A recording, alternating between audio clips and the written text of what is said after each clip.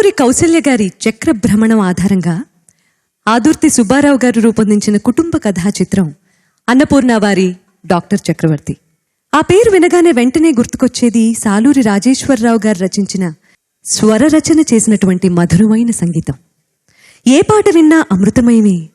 అమృతోపమాయమైన ఆ పాటల్లో ఆణిముత్యాల్లాంటి ఆ ఆత్రేయ గీతాన్ని మరొకసారి ఆలపించడానికి ఇక్కడికి వస్తోంది. మరొకసారి అంటే అక్కడ సుశీల గారు ఆలపించారు. ఆఫ్ కోర్స్ సుశీల గారి ఆశీర్వాదం బోలెడంతుంది అమ్మాయికి.